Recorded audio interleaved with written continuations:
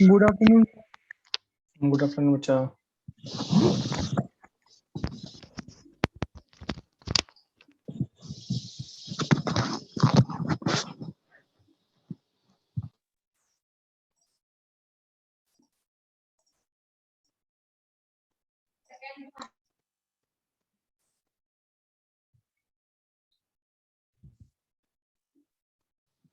Good evening sir. Good evening. Good evening.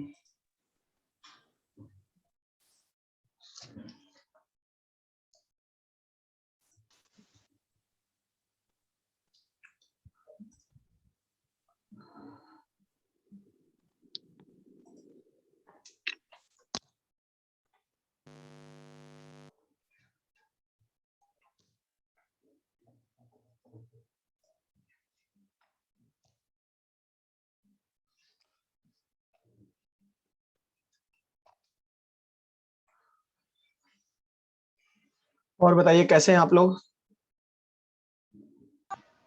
Good afternoon. Good afternoon. अच्छे हैं sir. चलिए बहुत बढ़िया।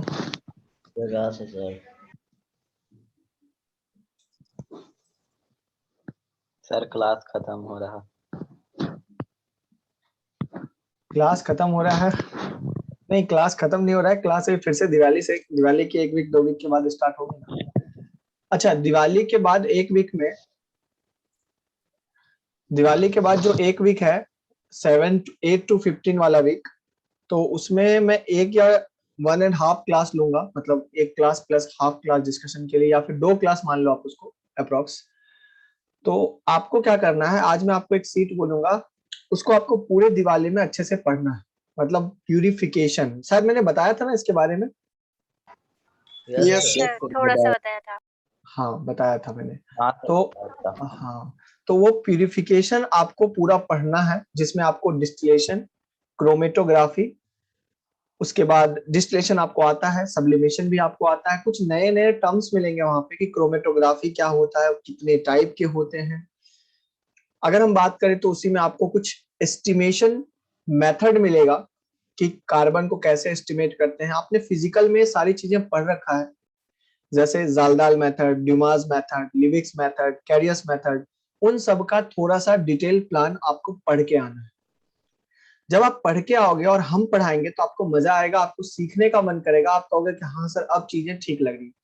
अगर मैं अभी वो चीज पढ़ा देता, मेरे पास टाइम है, मैं एक्स्ट्रा क्लास लेके पढ़ा सकता था, लेकिन अगर मैं अभी पढ़ा देता तो आप लोग बोलते कि सर एक थ्योरेटिकल पार्ट निकल गया, मजा नहीं आया। इसलिए आप पढ़ के आए, फिर अपन उस पे जब अपनी कुछ बातें रखेंगे, कुछ नए नए पॉइंट्स रखेंगे, बताना है आपको कि ये रखना है, इसको रिजेक्ट करना है, इसको अपने पास रखना है, तो देखिएगा किस फ्लो में आप, उसमें 50 क्वेश्चंस का सेट है, वो आपको आराम से हो जाएगा, और वो करना है आपको। क्वेश्चंस वहां से आते हैं, ऐसा नहीं है कि वो चैप्टर छोटा सा टॉपिक है तो हम कहेंगे कि सर उसको नहीं करना है। नहीं, उसको करना है, उसको अच्छे से करना है, और वो रटने वाला टॉपिक है। अगर मैं कहूँ तो सिर्फ रटना है उसमें, कुछ भी ज्यादा मोस्ट इंपॉर्टेंट चीजें तो नहीं कहेंगे, बस रटना है आपको, और वहां से वो चीजें क्लियर हो जाएंगी। आज मैं माइक ऑन रखूंगा सबका, ठीक है, माइक ऑफ नहीं करूंगा। आप लोग को जो बोलना है आप बोलेंगे, लेकिन मैं नाम लूंगा उसके बाद। सिर्फ डिस्कशन का आज पॉइंट है, डिस्कशन ही करना है अपने को, कुछ नई चीजें नहीं पढ़ा रहे हैं हम, लेकिन हाँ डिस्कशन में बहुत सारी चीजें निकल कर आएंगी जो लगेगा कि हाँ सर कुछ सीखा। तो कॉपी और पेन और जो आपने वर्क किया वो लिख बैठ जाइए लेके, हम स्क्रीन शेयर कर देते हैं। बाकी आज लास्ट डे। दिवाली में डाउट आप लोग है इस सॉल्यूशन के? हाँ बच्चा, दिवाली में सर इस सॉल्यूशन के डाउट को बिल्कुल करोगे? बिल्कुल, आप पोस्ट कर देना, जब भी मैं फ्री रहूंगा मैं उसके अकॉर्डिंगली आंसर कर दूंगा। हो सकता है वो आंसर करने में 1 दिन का टाइम लगे, 2 दिन का टाइम लगे, लेकिन मैं कोशिश करूंगा जल्द से जल्द जैसे अभी होता है, अभी आपके पास जितनी भी जल्दी मैं कोशिश करता हूँ आंसर आपके पास भेज देता हूँ, ऐसा ही मैं आगे भी उम्मीद करूंगा। आई थिंक सबका डाउट क्लियर होगा। 2-4 क्वेश्चन ही मेरे अकाउंट में पेंडिंग पड़े हुए हैं, ठीक है। तो एक्सक्यूज मी सर। हाँ बच्चा, सर बोलिए। आपको दिवाली का सर होमवर्क बताना था। दिवाली का होमवर्क बच्चा आपको कंप्लीट करना है, जो भी लैग वर्क है मतलब, और अगर कुछ प्रैक्टिस सेट होगा तो वैसा हम ब्रॉडकास्ट कर देंगे। आप परेशान मत होइएगा, बस इतना मान लीजिए कि आपने 3 टॉपिक पढ़े हैं। जीओसी के अंदर 2 टॉपिक अभी तक पढ़ा है, एसिड और बेसिक स्ट्रेंथ और इलेक्ट्रॉनिक डिस्प्लेसमेंट इफेक्ट और आईयूपीएसी नोमेनक्लेचर। इसको जितना अच्छे से हो सके कर लीजिएगा बच्चा। जीओसी पे ज्यादा फोकस करना है क्योंकि क्वेश्चंस बहुत आते हैं और 12th में भी भर भर के आएगा, ठीक है। नो सर, मैं वो नहीं कह रहा था, आपने बोला था ना आप कुछ भेजोगे दिवाली के लिए, तो सर हाँ वो वाला कह रहा था। मैं भेज दूंगा, अगर वो मेरे पास आ गया तो मैं आपको भेज दूंगा। कुछ प्रैक्टिस सेट की बात मैं कर रहा था, लेकिन हाँ आपको कम से कम अभी इधर पहले तैयार कर लेना है अपने आप को, और अच्छे से तैयार हो जाइएगा तो बोलिएगा, फिर AK-47 देंगे, फिर चलाइएगा। चलिए ओके अभी सर। मुझे ये बताइए कि कौन कौन सा एक्सरसाइज अपन ने डिस्कस कर लिया है। इलेक्ट्रॉनिक डिस्प्लेसमेंट इफेक्ट में क्या ओवन हो चुका है क्या? बता दीजिए मुझे कौन कौन सा डिस्कशन कर लिया है। ओवन हो चुका है आई थिंक पूरा। Yes sir. Yes sir. Yes sir. Oven में किसी को भी डाउट है तो हैंड रेज कीजिए और फिर बोलना स्टार्ट कीजिए। किसी को भी कुछ डाउट है ओवन में, मैं एक मौका फिर से दे रहा हूं, अगर आपने किया हो फिर से डाउट आई हो तो आप बोल सकते हैं। चलिए कोई नहीं है, very good. Sir basic doubt हो तो भी पूछ सकते हैं क्या? अभी नहीं, बेसिक मतलब बेसिक डाउट आपको पूछना है, लास्ट में पूछेगा, डिस्कशन फिर पेंडिंग ना रह जाए बच्चा, ठीक है। आप पूछिएगा, Okay. बिल्कुल पूछिएगा, मौका मैं दूंगा, टाइम बहुत मिलेगा आज अपने को। जेई मेंस हो चुका था क्या डिस्कशन बच्चा? कुछ बचा हुआ था तो बता दें। जेई मेंस क्या हमने कर लिया था क्या? ये रहा अपना yes JEE sir. Mains. Yes sir. हाँ मैं फिर से पूछ रहा हूँ, जेई मेंस में अगर किसी भी क्वेश्चन में आपको डाउट है तो प्लीज बोल सकते हैं आप, ठीक है। जो डिस्कशन किया था वो अभी भी लिखा हुआ है यहाँ पे, ठीक है। जेई मेंस सर में 8th अगर क्वेश्चन। क्वेश्चन नंबर 8 बोल रहे हो बच्चा? हाँ, इनऑर्गेनिक का वैसे क्वेश्चन है ये कि ऑर्थो नाइट्रोफिनॉल और पैरा नाइट्रोफिनॉल या मेटा नाइट्रोफिनॉल की बात कर रहा है कि लेस सॉल्युबल होगा वाटर में। तो बच्चा एक बात बताओ, ऑर्थो नाइट्रोफिनॉल फिनॉल में क्या होता है? इंट्रामोलिकुलर हाइड्रोजन बॉन्डिंग, हाँ या ना? Yes sir. देखो वाटर में सॉल्युबल का मतलब क्या हुआ कि पानी में जाएगा और हाइड्रोजन बॉन्ड बना लेगा पानी के साथ, ठीक है, यही हुआ ना। अब देखो मेरी बात समझना, इसमें इंट्रामोलिकुलर बॉन्डिंग है और जबकि इन दोनों में क्या बचा? इंटरमोलिकुलर हाइड्रोजन बॉन्डिंग, हाँ या ना? Yes sir. तो इंटरमोलिकुलर का मतलब समझो, मैंने अपना हाथ दूसरे को ऐसे पकड़ के रखा है, ये हो गया इंटरमोलिकुलर हाइड्रोजन बॉन्डिंग। मतलब मैंने उसका हाथ पकड़ा है, उसका उसने पकड़ा है, उसका उसने पकड़ा है। तो जब वाटर में इसको डालोगे तो वाटर भी तो यही काम करेगा, दोनों को कनेक्ट कर लेगा, मैं कहूंगा वाटर दोनों को जोड़ लेगा। तो जहां इंटरमोलिकुलर हाइड्रोजन बॉन्डिंग है बच्चा, वहां पे सॉल्युबिलिटी ज्यादा होगी। क्यों? इसका रीजन समझो, इसका रीजन समझो, बहुत सिंपल रीजन है।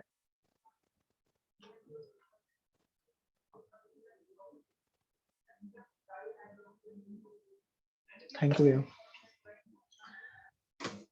देखना बच्चा, इसका रीजन ये है कि अगर आपका ऑर्थो नाइट्रोफिनॉल है तो वो आपस में क्या किया हुआ? ऐसे पकड़ा हुआ, अपना हाथ पकड़ा हुआ है। देखो इंट्रामोलिकुलर, पहले इंटर था, अब मैं इंट्रामोलिकुलर की बात कर रहा हूं। उसने अपना हाथ पकड़ा हुआ है, अगर उसने अपना हाथ पकड़ा हुआ है तो वाटर में जब उसको डालोगे तो अपना ही हाथ पकड़ा रहेगा, वो वाटर को पकड़ेगा ही नहीं। सर इसमें कैसे पकड़ लिया? इसमें पकड़ा नहीं, देखो दो, तुमने हाथ पकड़ा हुआ है तो वाटर बीच में आके घुस जाएगा दोनों तरफ से, इधर से भी और इधर से भी एडजस्ट हो जाएगा मैं कहूँ तो। लेकिन इसमें तो तुमने अपना हाथ पकड़ा हुआ है तो उसमें सॉल्युबिलिटी डिक्रीज हो जाती है बच्चा। और आई थिंक आईओसी में ये लाइन लिखाई गई होगी कि इंट्रामोलिकुलर हाइड्रोजन बॉन्डिंग से सॉल्युबिलिटी क्या हो जाती है? डिक्रीज हो जाती है, हाँ या ना बच्चा? Yes sir. Yes sir. Yes sir. चलो नेक्स्ट क्वेश्चन नंबर 9, 10, 11, 12 कोई डाउट है तो आप बता सकते हैं। वैसे मैंने डिस्कस कर लिया है अप टू 13 तक। सर नहीं। 13 में डाउट है। 13 में डाउट है। बोल रहा है बच्चा which of the following molecule list resonance stabilised, मतलब जहां पे रेजोनेंस कम है। क्या यहाँ पे रेजोनेंस भर भर के दिख रहा है क्या? Yes sir. एरोमेटिक है, बहुत ज्यादा रेजोनेंस है। ये भी एरोमेटिक है, दिख रहा है। Yes, sir. 6 पाई इलेक्ट्रॉन, ये भी एरोमेटिक, ये भी एरोमेटिक, क्या ये भी एरोमेटिक है? हाँ सर, ये भी एरोमेटिक है, इसमें भी रेजोनेंस भर भर के होगा, 6 पाई इलेक्ट्रॉन इसमें भी है। क्या मैं ये देख पा रहा हूँ बच्चा कि ये बॉन्ड टूटेगा तो इस पे नेगेटिव और यहाँ पे पॉजिटिव आएगा? रेजोनेंस पॉजिटिव चार्ज तो कर रहा है, नो डाउट, लेकिन कंप्लीट कॉन्जुगेशन है क्या? देखो 2 सिग्मा बॉन्ड का गैप है, मतलब मैं कहूंगा रेजोनेंस तो हो रहा है लेकिन लेस रेजोनेंस हो रहा है। क्या क्लियर है बच्चा? Yes, sir. इसलिए अपना आंसर 4 हो जाएगा। चलिए नेक्स्ट बताइएगा। सर जे आज से हम फोर्थ डिस्कशन वाले करेंगे में क्या? एक एक करके। हाँ बच्चा। सर आज से डिस्कशन करेंगे क्या? हाँ बिल्कुल, आज 2 सीट डिस्कस करना है ना, एसिडिक स्ट्रेंथ बेसिक स्ट्रेंथ भी करना है। चलिए जेई सर एडवांस फोर्थ वाले में वो लगेगा ना हाइपर कंजुगेशन? कौन सा बच्चा? फोर्थ वाले में सर हाइपर कंजुगेशन लगेगा ना इसमें, किस में बच्चा? जो फोर्थ पार्ट है डी। नहीं, हाइपर कॉन्जुगेशन कहाँ लग रहा है? सर इस ये जो डबल बॉन्ड के डबल बॉन्ड भी रेस्पेक्ट में बन रहा यहाँ पे कार्बन पे हाइड्रोजन कहाँ है? देखो ना, कहाँ हाइड्रोजन है? है। Okay sir. तो हाइपर कॉन्जुगेशन थोड़ी देखना, आपको तो रेजोनेंस देखना है कहाँ पे ज्यादा हो रहा है। तो ओके इन सब में रेजोनेंस ज्यादा हो रहा है, उसमें कम हो रहा है। चलिए जेई एडवांस में कोई डाउट है तो बताएं। आई थिंक जेई एडवांस में डिस्कशन हो गया था ना कुछ पार्ट तक। सर इसमें क्वेश्चन 9th में ये पूछना था कि सी और डी में सर रेजोनेंस के अलावा किसी और तरह कंपेयर कर सकते हैं? कर लेते हैं बच्चा, एक सेकंड रुक जाइए। क्वेश्चन नंबर 9 से पहले किसी को डाउट है तो बता सकते हैं पहले, फिर मैं वापस नहीं आऊंगा बच्चा, इसलिए डाउट है तो पहले बता दे। क्वेश्चन नंबर 1 से लेकर 9 तक डाउट है तो Sir, fourth वाला. फोर्थ वाले में बोल रहा है most unlikely representation of resonance of para nitrophenoxide ion. ध्यान से देखो बच्चा कि यहां पर अगर मैं इसको देखूं, ठीक है, इसको देखो, आप जरा गौर से देखो, नाइट्रोजन कितनी बॉन्ड बना लिया है? 5। क्या 5. नाइट्रोजन एक्सटेंड कर सकता है क्या अपने ऑक्टेट को? नो नहीं सर। सर। इसका मतलब आंसर इज सी। डायरेक्ट आपको नाइट्रोजन के केस में दिख जाएगा, चूंकि मोस्ट अनलाइकली बोल रहा है, और मैंने आपको बताया था कि नाइट्रोजन अपने ऑक्टेट को एक्सपेंड नहीं कर सकता। क्लियर है? Yes, sir. बाकी सब थोड़े बहुत फॉर्म में एग्जिस्ट करेंगे। चलिए क्वेश्चन नंबर 9 तक किसी को डाउट नहीं है ना? हाँ 9th में बच्चा आपने क्या बोला बच्चा, रेजोनेंस के अलावा? सर ऑप्शन सी और डी में सर रेजोनेंस के अलावा किसी और तरह कंपेयर कर सकते हैं? नहीं, रेजोनेंस के अलावा किसी और तरीके से कंपेयर कैसे करोगे? पॉसिबल ही सर, नहीं है। रेजोनेटिंग स्ट्रक्चर्स है ना सर सेम कंपाउंड के? कौन से? ये दोनों? Yes sir. हाँ है, बिल्कुल है, तो उसी की तो स्टेबिलिटी देखा है मैंने।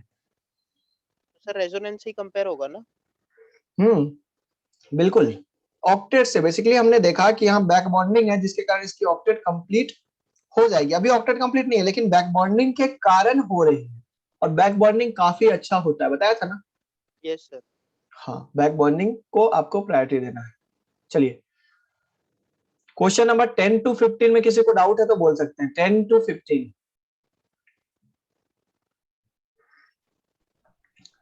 कोई डाउट नहीं है, very good. I think upon discuss भी किए थे। 16, 17, 18 कोई डाउट है तो बता सकते हैं। नहीं है, बहुत बढ़िया, बहुत सर बढ़िया। आईआईटी में ऐसा ही लेवल रहता है क्या ऑर्गेनिक के? आपने देखा ना, आपने अगर अच्छे से पढ़ा है तो लेवल आपको दिख रहा है ना। Yes sir. एक आध क्वेश्चन ऐसे मिल जाते हैं बच्चा, बिल्कुल। और इसी का एप्लीकेशन 12 में है। जब आप 12 का पढ़ लोगे तो बस उसमें एक रिएक्शन ऐड कर देंगे, प्रोसेस यही रहेगा। ओके। क्या जीओसी पढ़ के मजा आया? Yes sir. Yes sir. अच्छा है, Yes, sir. जीओसी काफी अच्छा है, बिल्कुल जीओसी काफी अच्छा है, मजेदार टॉपिक। Scoring है sir. हाँ बिल्कुल बिल्कुल। चलिए जेई मेंस और एडवांस हो चुका है, ओवन हो चुका। हाँ, अब हम स्टार्टिंग से कर लेते हैं जल्दी से, एक एक करके करते हैं ताकि फिर परेशानी ना हो। एक्सरसाइज O2 में 12 तक शायद हो चुका था अपना, 8 तक हो चुका था। 8 के बाद 8 से स्टार्ट करते हैं। क्वेश्चन नंबर 8, 9 निकाल लीजिए, कॉपी निकाल लीजिए, और डाउट है तो बताइएगा। 9 के किसी पार्ट में डाउट है 1 to 5 में तो बताइएगा। नहीं है, बहुत बढ़िया। 6, 7, 8, 9 अप टू 10 तक कोई डाउट है 9 के? सर ये 7th वाला समझ नहीं आ रहा। 7th वाला समझ में नहीं आ रहा, 7th वाला बताते बच्चा, ध्यान से देखो। 7th वाला वैसे क्लास का एग्जांपल ये वाला ही ना। Yes sir. मुझे बताओ, जब इस कार्बन से आपने हाइड्रोजन निकाला था तो उससे पहले वो कार्बन क्या था, बोलो। sp हाइब्रिडाइल। SP sir. sp था, ठीक है, ये sp आयोडाइज था। ये कार्बन क्या था अगर पॉजिटिव चार्ज आने से पहले, क्या था? Sir sp2। sp2। और ये क्या रहा होगा? sp3 रहा था, हाँ या ना? Yes sir. पॉजिटिव चार्ज किस पे अच्छी बात, sp पे या sp2 पे या sp3 पे, मुझे बताओ। सर sp3 पे। बस खत्म। तो स्टेबिलिटी क्या हो जाएगा? इसकी सबसे ज्यादा होगी, इसकी सबसे Okay, कम sir. होगी, क्योंकि यहाँ पे परसेंटेज एस कैरेक्टर ज्यादा है। ये है क्या बच्चा? Yes sir. नेगेटिव चार्ज अच्छी बात है या बुरी बात? सर नेगेटिव अच्छी बात हाँ, है। तो उल्टा हो जाएगा। क्लियर है? Yes sir. चलिए क्वेश्चन नंबर अप टू 10 तक कोई डाउट है किसी को? ये डिस्कशन आप ही लोग के साथ हुआ था क्या? ये सब लिखा हुआ है। Question number 11, 12, 13। आज आप फ्री हो बोलने के लिए, जो भी डाउट है आप अपना अच्छे से, अगर आपने किया है तो बताना। Question number 14। सर 14th वाला। 14th वाला, क्या पहले वाले में रेजोनेंस हो रहा है? बताइए 14 के पहले वाले में। पॉजिटिव को देखना है। देखो पॉजिटिव को आपको स्टेबल करना है। क्या पॉजिटिव का किसी के साथ रेजोनेंस हो रहा है? नहीं हो रहा ना बच्चा? नहीं हो रहा। नहीं हो रहा है, ठीक है। पॉजिटिव का रेजोनेंस नहीं हो रहा है, इसमें रेजोनेंस नहीं है। रेजोनेंस कहाँ कहाँ है पहले उसको मार्क करो। क्या आपको इसमें रेजोनेंस दिख रहा है पॉजिटिव का? Yes, sir. Yes sir. इसमें भी आपको दिख रहा होगा। Yes sir. Yes, sir. और मेरे हिसाब से और कहीं पे नहीं दिख रहा है, क्या है ना? Yes, sir. चलो अब स्टार्ट करो। अब हाइपर कॉन्जुगेशन के कारण कितने अल्फा एच यहाँ पे प्रेजेंट है बच्चा? 2 अल्फा एच दिख रहा है क्या? सर इसका क्यों नहीं ले रहे हो? ये पॉजिटिव के रेस्पेक्ट में बात कर रहा हूं, ठीक है, with respect to positive charge. Clear है बच्चा? क्योंकि स्टेबिलिटी यस हमें, सर। स्टेबिलिटी हमें, हाँ बच्चा, नहीं देखो पाई के रेस्पेक्ट में बाद में देखेंगे, पहले तो आप पॉजिटिव के इंटरमीडिएट लिखा हुआ है ना। क्वेश्चन क्या लिखा हुआ है पढ़ो एक बार। क्वेश्चन क्या लिखा हुआ है? इंटरमीडिएट मतलब कार्बोकैटायन, कार्बेनायन या फ्री रेडिकल। यहाँ पे हमें क्या दे रखा है बोलो? बस उसके रेस्पेक्ट में, उसके रेस्पेक्ट में पहले देखो, बाद में देखना जब कॉमन आ जाए तो। अब बताओ यहाँ पे कितने अल्फा हाइड्रोजन है? दूसरे वाले बी वाले में 6 अल्फा हाइड्रोजन। सी वाले में कितने हैं? 1 अल्फा हाइड्रोजन। दिख रहा है क्या? Yes, sir. हाँ। डी वाले में रेजोनेंस है और कितना अल्फा हाइड्रोजन है? 2 और 2 4, आई थिंक 4 अल्फा हाइड्रोजन है, हाँ या ना? यहाँ पे 2 और यहाँ पे 2, ठीक है 4। डी वाले में और ई वाले में कितना अल्फा हाइड्रोजन है? 2 अल्फा हाइड्रोजन है। ये वाला यहाँ पे अल्फा हाइड्रोजन होगा, ठीक है, क्योंकि ये sp3 कार्बन है। इस साइड कुछ नहीं होगा। अल्फा मैं सिर्फ किसके रेस्पेक्ट में देख रहा हूँ? With respect to positive charge. ये ध्यान रखेंगे। ये मत कहना कि सर टोटल अल्फा निकाल लिया क्या, नहीं, ये मैं खराब नहीं करना चाह रहा हूँ, बस तुम्हें समझाना चाह रहा हूँ with respect to positive charge. चलो अब मुझे बताओ कौन होगा सबसे ज्यादा स्टेबल? बोलो। डी। डी वाला। डी होगा। उसके बाद E. E. Very good. D, फिर ई, उसके बाद बी। Sir B. उसके बाद ए। उसके बाद सी। खत्म। समझ में आ गया? इस तरह से चीजें आपको सोचनी है बच्चा। चलिए नेक्स्ट क्वेश्चन नंबर 15, 16, 17। बहुत बढ़िया। सर रेजोनेंस निकालते हुए थोड़ा कंफ्यूजन हो जाता है सर। रेजोनेंस? सर रेजोनेंस पता करते हुए थोड़ा कंफ्यूजन हो जाता है। क्यों, क्या दिक्कत है? कॉन्जुगेशन, कॉन्जुगेशन देखो ना, कॉन्जुगेशन तो आपको लिखा रखा है कि यहाँ यहाँ रेजोनेंस होता है। प्रैक्टिस कीजिए, प्रैक्टिस कीजिए, ठीक हो जाएगा वो। Question number 10, 11, question number 12, 13, 14। वाह बहुत बढ़िया। Question number 15। यही चाहिए बच्चा आप लोगों से। मतलब ऐसा नहीं कि किया नहीं आप लोगों ने, मुझे पता है किया है आप लोगों ने, बहुत अच्छे से किया है। Yes. अब कुछ हाँ, question number 16 Yes, sir. Doubt है क्या बच्चा 16 में? Yes, sir. चलिए, बोल रहा है increasing order of stability carbocation का बताना है। तो यहाँ पे हम देख सकते हैं प्लस H लग रहा है 3 अल्फा हाइड्रोजन से, हाँ या ना? Yes, sir. Yes, sir. इसका माइनस M लगेगा NO2 का, क्योंकि रेजोनेंस के थ्रू इलेक्ट्रॉन खींचेगा। क्या बच्चा यहाँ पे देख सकते हैं NO2 एक ट्रायंगुलर ग्रुप है और उसके दोनों तरफ बल्कि ग्रुप है, तो SIR लगेगा। Yes, sir. जो रेजोनेंस हो रहा था वो रेजोनेंस नहीं होगा, मतलब यहाँ माइनस M NO2 के कारण माइनस M नहीं लगेगा, हाँ या ना? Yes, sir. ठीक है, तो इतने ग्रुप का क्या लगेगा? प्लस I लगेगा और इधर से भी प्लस I लगेगा। मुझे बताइए कि प्लस चार्ज सबसे ज्यादा बर्बाद कहाँ हो रहा है? Second में. सेकेंड वाले में। तो सेकेंड वाला ऑप्शन कौन सा है, खोजिए। एक ही ऑप्शन है, आंसर भी आ गया, स्मार्टली चूज किया, खत्म। क्लियर है क्या? अब सर मुझे 1 और बताइए। 3 में कैसे करेंगे? हाँ देखिए ना, 1 में तो प्लस H लग रहा है ना, हाइपर ज्यादा होता है या इंडक्टिव ज्यादा होता है?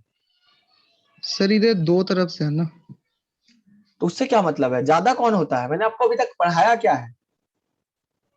Hyper conjugation. बस खत्म। ठीक है, तो हाइपर इसलिए ज्यादा है, आप देख सकते हैं।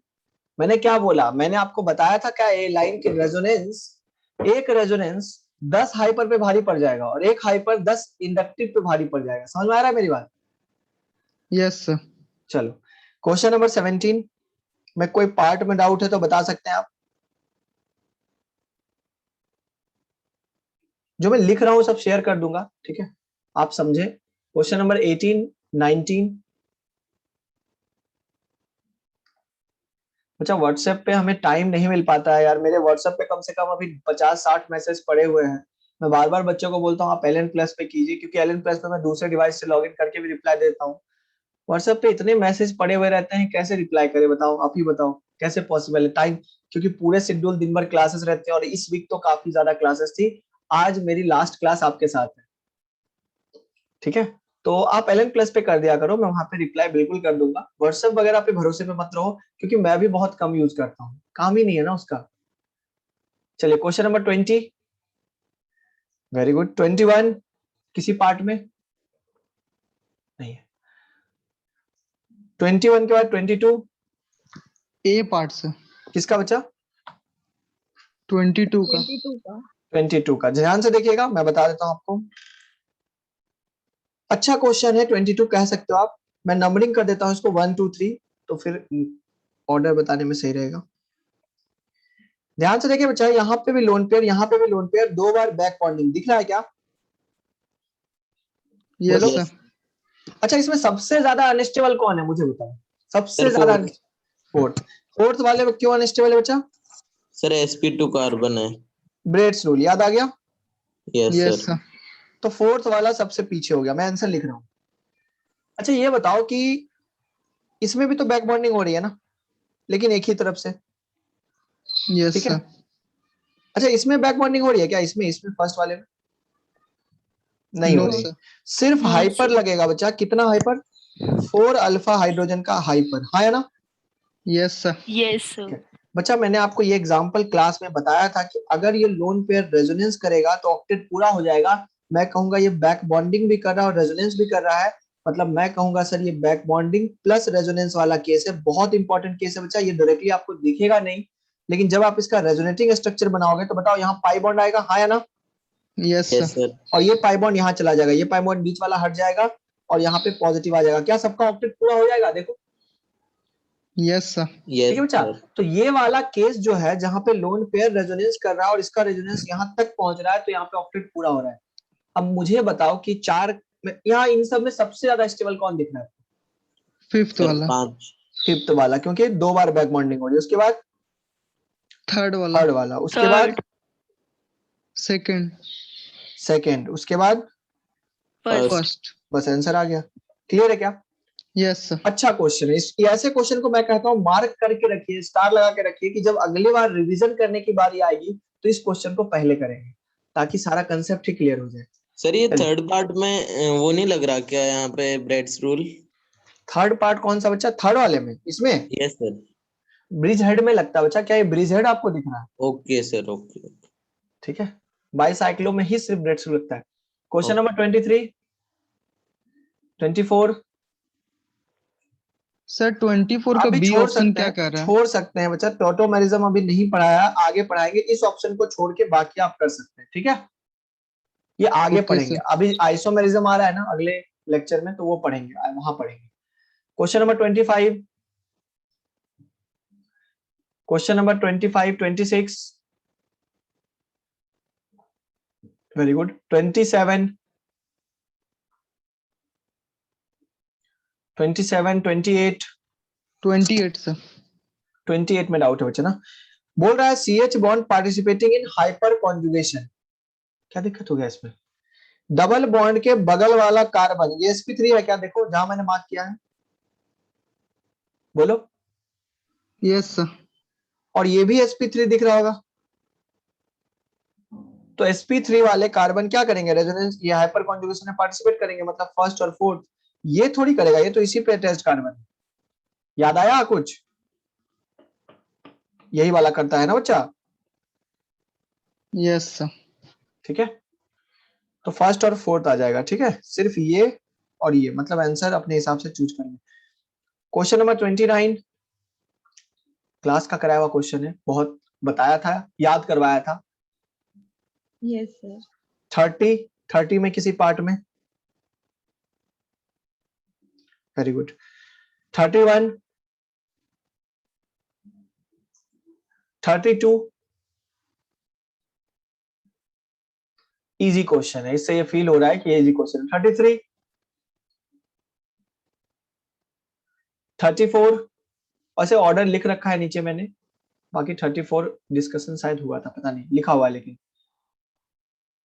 क्वेश्चन नंबर 35, अगेन क्लास का क्वेश्चन है ये, रेजोनेंस।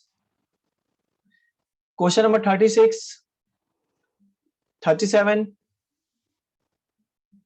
इसमें SIR लगेगा, ये बात आपको पता है, जिसके कारण ये रेजोनेंस नहीं करेगा, ठीक है, तो जब रेजोनेंस नहीं करेगा तो इसकी बॉन्ड लेंथ ज्यादा होगी। खैर, क्वेश्चन नंबर 38, 38 में डाउट भी है किसी को बचा? नहीं है। 39, सर थर्ड पार्ट। हाँ थर्ड पार्ट बता देता हूँ, इसको मैं हटा देता हूँ, ये शायद किसी के साथ डिस्कशन हुआ था दूसरे बैच में। देखिए, देख रहे हो, मतलब ये चीज समझ रहा, दूसरे बैच वाले ने थर्ड क्वेश्चन पूछा, आपने भी थर्ड क्वेश्चन पूछा, इसका मतलब एकदम सही डायरेक्शन में आप, ठीक है, अच्छा चलिए, क्वेश्चन है। अच्छा क्वेश्चन है, बिल्कुल, यहाँ जहां दिक्कतें होनी चाहिए वो होनी चाहिए, बिल्कुल सही बात। देखो बच्चा, यहाँ पे लोन पेयर रेजोनेंस कर रहा है, यस और नो? Yes sir. मैं कहूंगा कि इलेक्ट्रॉन किस डायरेक्शन में जा रहा है? बेंजीन की तरफ जा रहा है, हाँ या ना?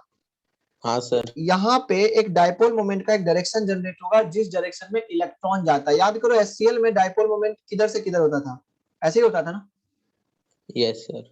अगर आपने पढ़ा है IOC में, तो वहां पे देखा होगा मोस्ट इलेक्ट्रोनेगेटिव की तरफ जाता है, तो यहाँ पे इलेक्ट्रॉन थ्रू रेजोनेंस जा रहा है नीचे की तरफ, तो मैं कहूंगा ये इसका एरो हो गया डायपोल मोमेंट का। अच्छा, क्या यहाँ पे ये लोन पेयर रेजोनेंस कर रहा है क्या? देखो, नहीं कर रहा है सर। क्यों नहीं कर रहा है? सर SIR लग रहा है। SIR लग रहा है, रेजोनेंस नहीं करेगा। लेकिन बच्चा यहाँ पे मिथाइल तो इंडक्टिव तो लगा रहा होगा ना, मतलब इसका इलेक्ट्रॉन अंदर की तरफ जा रहा होगा, हाँ है ना? Yes sir. अगर मिथाइल को अच्छे से देखो तो 3 मिथाइल कितने एंगल पे आपको दिख रहे हैं? तीनों 3 वेक्टर कितने एंगल पे दिख रहे हैं? 120 पे, देखो। Yes sir. और 120 पे रिजल्टेंट कितना होगा बच्चा? नेट क्या होगा इसका? इक्विवेलेंट। हाँ, मैं कहूंगा कि इसमें मिथाइल के कारण कोई भी इफेक्ट नहीं आ रहा। क्यों? रिजल्टेंट 120 पे खत्म हो गया, वेक्टर 120 पे, 3 वेक्टर 120 पे 0 हो जाता है, और ये रेजोनेंस कर नहीं रहा है। जबकि ये रेजोनेंस कर रहा है, तो बताइए डायपोल मोमेंट ज्यादा कहां दिख रहा है? जहां रेजोनेंस ज्यादा हो रही है, मतलब मैं डायरेक्शनल की बात करूं तो नीचे ज्यादा है, इसलिए बच्चा ए वाले में ज्यादा होगा और बी वाले में कम होगा, क्योंकि ए वाले में डायरेक्शनल रेजोनेंस हो रही है। देखो, ये वाला भी क्वेश्चन आप ऐसे ही करना जैसे मैं सिखा रहा हूं। यहाँ पे एक वेक्टर इधर बनेगा, एक वेक्टर यहाँ बाहर की तरफ बनेगा, ये 2 वेक्टर कितने एंगल पे है? 60।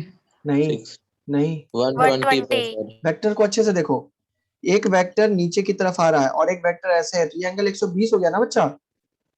Yes sir. 60 तो ये वाला एंगल हुआ, ये एंगल हम थोड़ी देख रहे हैं, ये एंगल देखेंगे ना। चलो, यहां पर मुझे बताओ कि एक वेक्टर नीचे की तरफ आ रहा है, एक वेक्टर इधर की तरफ जा रहा है, इसमें दो वेक्टर के बीच में एंगल कितने का है? 60. 60। 60 एक वेक्टर नीचे आ रहा है, एक वेक्टर फिर नीचे जा रहा है, तो यहाँ पे एंगल कितने का है? 0 0 degree. तो थीटा के बढ़ने से कॉस थीटा क्या होता है? घटता है। तो म्यू क्या होगा? घटेगा। Yes sir. तो जहां थीटा ज्यादा वहां म्यू कम। कम। खत्म, आंसर आ गया। क्लियर आ गया क्या? हो गया। Yes sir. ऐसे ही दूसरा क्वेश्चन करना है। यहाँ पे NO2 का डायरेक्शन किधर होगा बच्चा? बाहर की तरफ, क्योंकि इलेक्ट्रॉन खींच रहा है ना। Yes sir. Yes Cl sir. का इधर होगा, तो यहाँ एंगल कितना है? 60 डिग्री। यहाँ पे एंगल कितना है बच्चा? 120 डिग्री। 120. यहाँ पे एंगल कितना है? 180 डिग्री। तो अब यहाँ उल्टा हो जाएगा, हाँ या ना? Yes sir. मैंने एरो उल्टा बना दिया था, उल्टा हो जाएगा। क्लियर है? हाँ चलो कर लेना, यस सर। कर लीजिएगा। S1 में बताइएगा question number 1, question number 2 IOC का है ये पूरा का पूरा। क्वेश्चन नंबर 3 हाँ हाइब्रिडाइजेशन से आ जाएगा। Question number 4 hyper conjugation. Question number 5 sir S1 discuss करा दिया आपने। S1 पूरा हो चुका है क्या? जी सर। चलिए फिर भी एक मौका है, किसी को डाउट है तो पूछ सकते हैं। S1 में कोई डाउट है तो प्लीज बता दीजिए, फिर दूसरे सीट पे हम चलते हैं। आई थिंक पूरा हो चुका था, हाँ सही बोल रहे हो। चलो किसी को कोई डाउट है तो पूछ सकते हैं, अदरवाइज हम आते हैं एसिड बेसिक स्ट्रेंथ पे। सर 13th क्वेश्चन बता दीजिए। किसका बच्चा? सर S1 का। S1 का 13 देख लीजिए।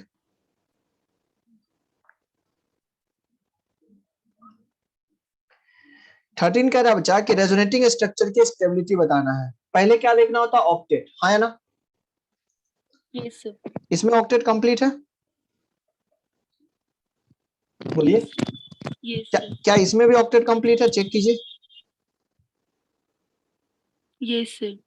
बिल्कुल, क्योंकि क्लोरीन प्लस के साथ 2 बॉन्ड बना लिया है, तो क्लोरीन को 2 लोन पेयर है, मतलब 4 इलेक्ट्रॉन और 2 बॉन्ड, 4 इलेक्ट्रॉन 6 8 हो गए। क्या यहाँ ऑक्टेट कंप्लीट है? No sir. कार्बन पे पॉजिटिव है, वो तो ऑक्टेट पूरा नहीं करता। क्लियरली अगर देखे बच्चा तो ऑक्टेट इनकम्प्लीट है, इसका मतलब सबसे लिस्ट स्टेबल होगा, मतलब थर्ड वाला सबसे पीछे जा चुका होगा, हाँ है ना? ये सर समझ में आ गया। और आंसर तो ऐसे ही आ गया, न्यूट्रल वाला ज्यादा होता है, हाँ है ना? Yes sir. चलिए आ जाइए बच्चा एसिडिक बेसिक स्ट्रेंथ में। एक नया सीट है, क्वेश्चन में कोई दम नहीं है, लेकिन फिर भी जो आपको डाउट है, जो लगता हो कि प्रॉब्लम है, प्लीज पूछिएगा। क्वेश्चन नंबर 1 का कोई भी पार्ट में डाउट है तो बता सकते हैं। इंडक्टिव से क्वेश्चन बन जाता है बहुत आराम से, बिल्कुल सब कुछ एग्जाम्पल में हमने लिया है, एक एक एग्जाम्पल कराया है बहुत अच्छे से। क्वेश्चन नंबर 2 नहीं, वेरी गुड। क्वेश्चन नंबर 3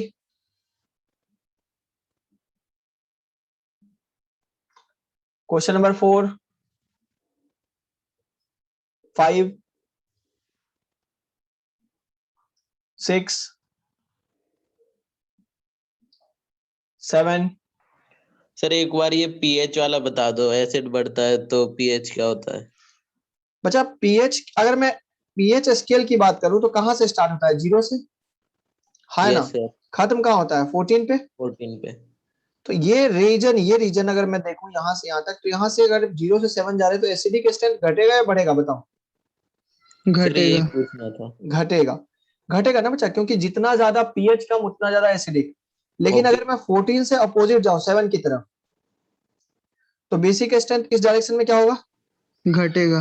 घटेगा। मतलब मैं सीधा सीधा क्या कह रहा हूँ, सुनना, मैं कह रहा हूँ कि ये वाला पॉइंट मोर एसिडिक है, ये वाला पॉइंट मोर बेसिक है। आप समझ में आ गया ना? Yes sir. चलिए उससे निकाल लीजिएगा, आई थिंक आ जाएगा। कोई डाउट है तो इसमें बताएं। 7 8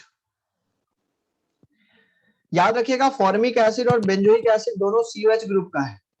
ये अच्छा क्वेश्चन है, कह सकते हो आप इसको, एक अच्छा क्वेश्चन कह सकते हो। अल्कोहल है और फिनॉल है, तो बच्चा इतना तो कंफर्म है ना कल के टेबल से, प्रैक्टिकल ऑर्गेनिक केमिस्ट्री से, कि ये ज्यादा एसिडिक है, हाँ ना? Yes sir. Yes sir. Formic और बेंजोइक में कौन अच्छा है? कौन अच्छा एसिड है फॉर्मिक और बेंजोइक में? बेंजोइक। जो एक नहीं, आपने क्वेश्चन नहीं किया, फिर कैसे बातें कर रहे हो बताओ। फॉर्मिक एसिड बच्चा COOH है, या तो आपने क्वेश्चन किया तो आंसर नहीं देखा। में इक्विवेलेंट रेजोनेंस।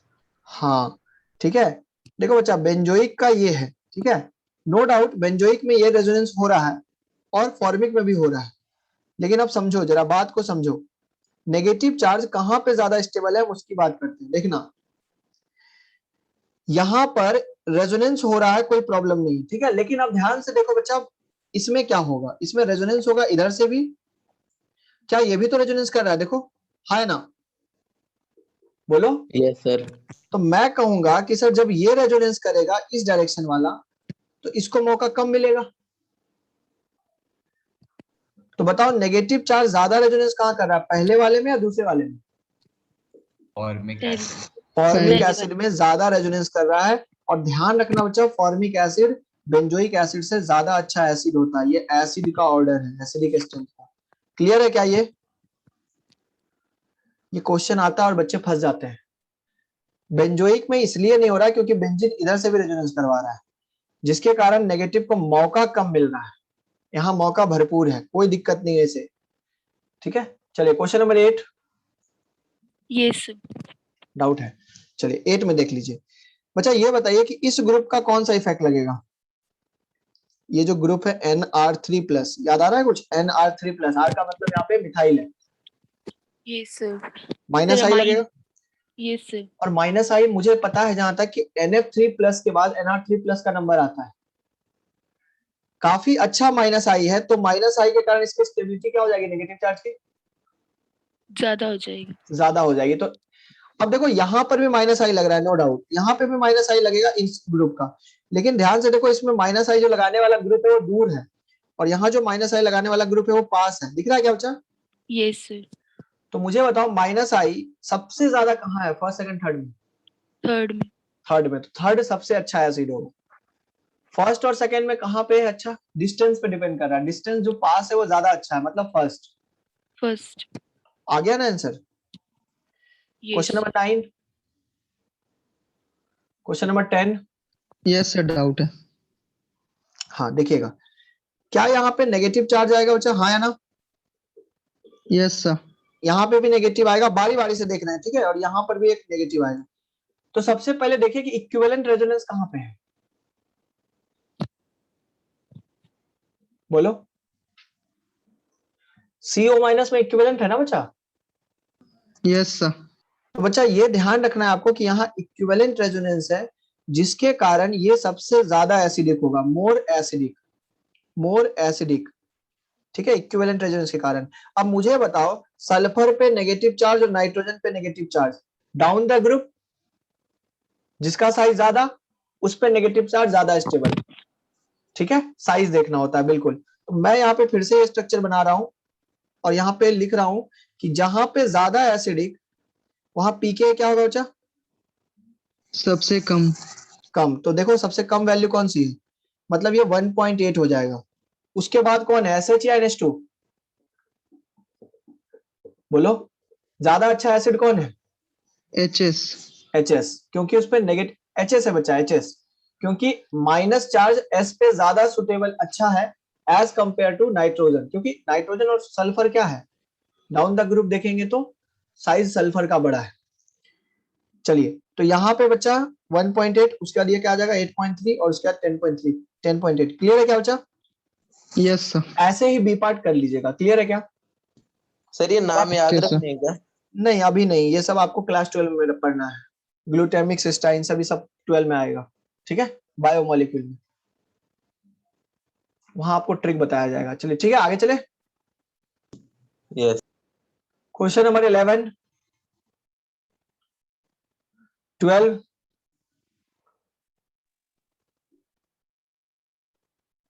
में अच्छे अच्छे क्वेश्चन है, लेकिन सारे करा दिए लगभग। Question number 13, sir part 4। Sir 13। Answer में डाउट नहीं है सर, ऑप्शन डी में एक चीज पूछनी थी। हाँ बोलिए। सर इसमें NO2 के रिस्पेक्ट में ऑर्थो पोजीशन पर NO2 है, तो सर SIR इफेक्ट लगेगा। बिल्कुल तो सर लगेगा, कौन सा NO2 अपना प्लेन लूज करेगा? दोनों अपना प्लेन चला जाएगा। सर दोनों? अच्छा एक बात बताइए, इसके रेस्पेक्ट में ये वाला ग्रुप इस पे क्या लगाएगा, माइनस आई, हाँ या ना? Yes sir. अगर ये नहीं रहता तो ये क्या लगाता, माइनस है। Yes sir. तो दोनों अपना अपना प्लेन चेंज कर लेगा क्योंकि दोनों ट्रायंगुलर ग्रुप है, दोनों को रिलीफ मिलेगा अगर मैं कहूं तो। या फिर मैं ये कहूं कि अगर ये ग्रुप को आप देख रहे हो इसके रिस्पेक्ट में ऑर्थो पे है, तो अब इसका क्या लगेगा, -i ड्यू टू SIR। समझे मेरी बात? क्योंकि एक ही ग्रुप -i लगा रहा है ना बच्चा, हाँ या ना? Yes sir. तो यहाँ सिर्फ -i देखना है क्योंकि दोनों अपना प्लेन चेंज कर चुका होगा, क्योंकि दोनों ट्रायंगुलर ग्रुप है और दोनों के बगल में बल्कि ग्रुप है। उसके बाद आंसर आ जाएगा। क्लियर है? Yes sir. चलिए, अच्छा क्वेश्चन है, बिल्कुल डेटा बेस्ड क्वेश्चन है बच्चा। आपको याद रखना है स्ट्रॉन्गेस्ट एसिड जो होता है HF + SbF5 होता है। डेटा बेस्ड क्वेश्चन है, बिल्कुल ये आप ऐसे बिना देखे नहीं बोल सकते हो। यही स्ट्रॉन्गेस्ट एसिड है, बहुत अच्छा एसिड होता है मैं कहूं तो। चलिए क्वेश्चन नंबर 15। नाम क्या बोलते हैं सर इसका? किसका बच्चा? सी ये ऑप्शन बच्चा, का। ये बच्चा देखो इसका जो नाम है ना, वैसे तो एंटीमनी फ्लोराइड होता है ये, एंटीमनी फ्लोराइड और HF का मिक्सचर होता है, ठीक है। लेकिन जब ये बना लेता है, एसिड की तरह बिहेव कर लेता है, तो ये क्या करता है, अपना हाइड्रोजन ब्लीच कर देता है, इस पे नेगेटिव आता है और ये नेगेटिव इसके साथ कंबाइन होके SbF6- बनाता है, जिसका नाम है antimony hexafluoride ion. Okay. Common name कुछ नहीं है एक बार में। हाँ, क्वेश्चन नंबर 15, 16, 17, 18, 19, 20। एक्सरसाइज O2 पे आ जाते हैं जल्दी से। क्वेश्चन नंबर 1 किसी भी पार्ट में। सर ये फोर्थ पार्ट का डी बता दो। फोर्थ पार्ट का 1 का, फोर्थ का D। हाँ बच्चा के बोलो। सर ये गैस फेज का क्या मतलब है? लिखा है तो था 1 degree, 2 degree, 3 degree amine gas और एक्वस फेज दोनों में। नहीं पढ़ाया था क्या आप लोग को? पढ़ाया था सर। ओके पढ़ाया सर। था। दो के बीच में तीसरे की लड़ाई, एसिडिक में इसमें H2O ओके में। सर। गैस फेज में कोई लड़ाई नहीं होती है। 3 डिग्री अच्छा बेस होता है। क्लियर है क्या? ये ऑर्डर आएगा। Okay sir. एक्वस फेज में ऑर्डर चेंज हो जाता है, 213, 231। याद आया? यस। Yes sir. याद रखिएगा, जेईई मेंस में क्वेश्चन आते हैं यहाँ से। क्वेश्चन नंबर 2, 3, 4,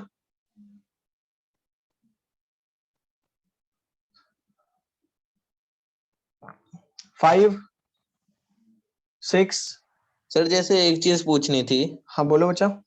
सर जैसे इसमें एक ही क्वेश्चन में 9 10 पार्ट्स हैं, तो उसमें से कोई भी 5 कर लें, ऐसे चलेगा? नहीं, पूरा कर लीजिए। पहली बार कर रहे हैं ना बच्चा, पहली बार कर रहे हैं। जब रिवीजन कीजिएगा ना तो कोई भी 1 2 कर लीजिएगा। Okay sir. अभी पूरा कीजिए। हो सकता है किसी कंसेप्ट में आपसे मिस हो जाए अच्छा क्वेश्चन, इसलिए मैं अभी सजेस्ट नहीं करूंगा ये, बिल्कुल नहीं अभी बोलूंगा। Question number 6, 7। सर 6 बता दीजिए एक बार। 6 ऑर्थो नाइट्रो एनिलीन है, मेटा नाइट्रो एनिल पैरा। बेसिसिटी का ऑर्डर बताना बच्चा। तो ortho Meta sir para 7th sir. 7 बोल रहा है बच्चा। Sir consider. फर्स्ट का 7th पार्ट कह रही हूँ। अच्छा, फर्स्ट का 7th, ये वाला बच्चा। Yes sir. क्या ये लोन पेयर लोकलाइज्ड है, डिलोकलाइज्ड है? Sir localised. ये लोन पेयर डीलोकलाइज्ड। और ये लोन पेयर लोकलाइज्ड। अब ध्यान से देखें, इसमें सबसे खराब बेस कौन है? Sir B. बी। उसके बाद अब देखो ध्यान से सुनो। अब ए और सी में फैसला नहीं हो रहा है सर, तो मुझे बताओ क्या ए में दोनों तरफ से अल्काइल ग्रुप +I लगा रहा है क्या? Yes sir. तो +I से इलेक्ट्रॉन डेंसिटी बढ़ेगी, जबकि यहाँ पे कितने डायरेक्शन से लग रहा है? एक ही डायरेक्शन से। Yes +I sir. ज्यादा कहाँ है? सी वाली। सी अच्छा बेस हो गया। Okay sir. चलिए क्वेश्चन नंबर 2, 3, 4, 5, 6। सर 3 का लास्ट। 3 का लास्ट पार्ट। स्ट्रॉन्गेस्ट बेस पूछा है आपसे सिर्फ क्वेश्चन में, कौन सा स्ट्रॉन्गेस्ट बेस है? तो बेस का मतलब क्या होता है? लोन पेयर बोलो, जो दे दे। लूनेट। लोन पेयर सर यहाँ भी है, लोन पेयर यहाँ भी है, लोन पेयर यहाँ भी है। अगर ध्यान से देखो बच्चा, ये दोनों लोन पेयर तो काम के नहीं है। क्यों? अरे हाँ या ना? यस ठीक सर। है क्या? लोन पेयर डीलोकलाइज्ड है, बसता है ए और डी में। यहाँ लोन पेयर है जबकि यहाँ पे नेगेटिव चार्ज है। बताओ बच्चा कौन अच्छा लोन पेयर देगा, नेगेटिव वाला या नॉर्मल न्यूट्रल? निगेटिव वाला। हाँ ऑब्वियस सी बात है, ठीक है, वो ज्यादा इलेक्ट्रॉन डेंसिटी लेके घूम रहा है मार्केट। क्वेश्चन नंबर 4, इसलिए ज्यादा ये हो जाएगा। क्वेश्चन नंबर 4 कॉपी सिर्फ देखते फोर्थ का रहे। Third part. फोर्थ का थर्ड पार्ट बोल रहा है क्या बच्चा? डिक्रीजिंग ऑर्डर ऑफ बेसिसिटी, ठीक है। यस हाँ ऐसे समझे बच्चा, यहाँ पे O पे नेगेटिव है, ठीक है, यस तो O पे नेगेटिव मतलब नेगेटिव वाला तो अपना लोन पेयर देगा ना, है ना, यस सर। ठीक है। ये लोन पेयर यहाँ लेकर रखा हुआ है, ये वाटर के पास भी लोन पेयर है।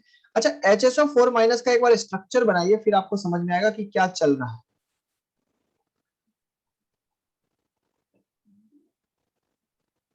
क्या यही है बच्चा? Yes sir. लेकिन ध्यान से देखने पे क्या पता चल रहा है, कैसा रेजोनेंस है? इक्विवेलेंट। अगर इक्विवेलेंट रेजोनेंस है बच्चा, तो मैं क्या कहूंगा, मैं कहूंगा सर रेजोनेंस काफी बढ़िया है। तो अगर ये रेजोनेंस में इन्वॉल्व है, अगर मैं कहूं ये रेजोनेंस में इन्वॉल्व है, ये वाला नेगेटिव चार्ज, तो बताइए बच्चा क्या ये दूसरे को देने में विश्वास करेगा क्या? No sir. नहीं करेगा। OH माइनस पे नेगेटिव चार्ज है, कोई रेजोनेंस नहीं है, तो नेगेटिव वाला ज्यादा इजीली देगा, पहले वाला, है ना। Yes sir. अब मुझे बताओ बी और सी में जल्दी कौन देगा? देखो EN वैल्यू बी, क्योंकि EN उसकी कम है। तो बच्चा डी तो सबसे लास्ट में चला गया क्योंकि वो स्टेबल है, दिख रहा है क्या? Yes sir.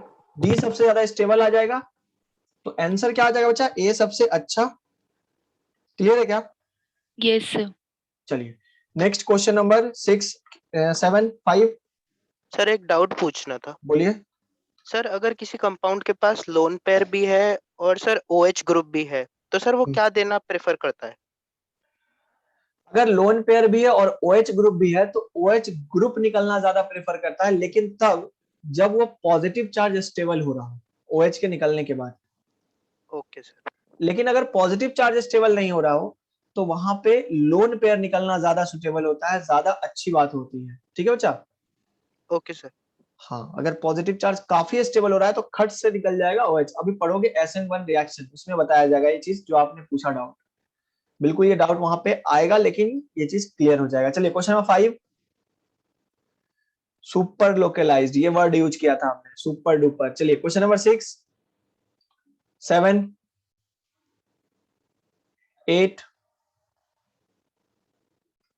9 9 का डी सर। 9 का डी देख लो बच्चा। पहले वाले में N, डायमिथाइल है डायरेक्ट,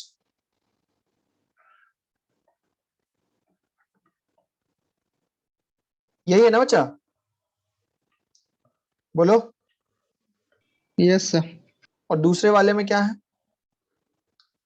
N, डायमिथाइल एनिलीन, उसके बाद क्या लगा हुआ है? 2 पे और 6 पे मिथाइल। तो क्लियर है बच्चा, यहाँ SIR लगेगा और यहाँ SIR नहीं लगेगा, तो लोन पेयर कहाँ ज्यादा अवेलेबल है बताइए, बोलिए। सेकंड में। सेकेंड में ज्यादा है तो बेसिक कैरेक्टर ज्यादा होगा, खत्म। क्लियर है? Yes sir. क्वेश्चन नंबर 10 11 12 13 14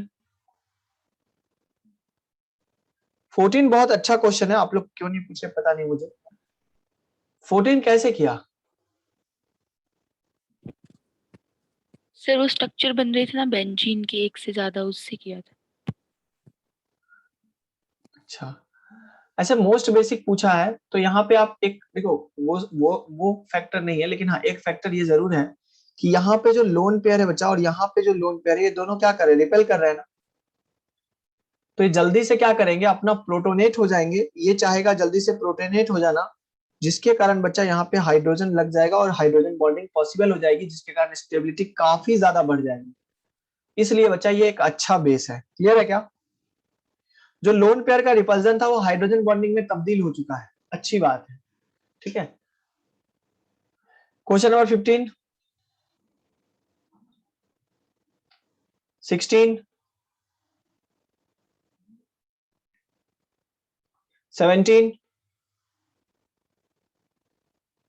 बहुत बढ़िया।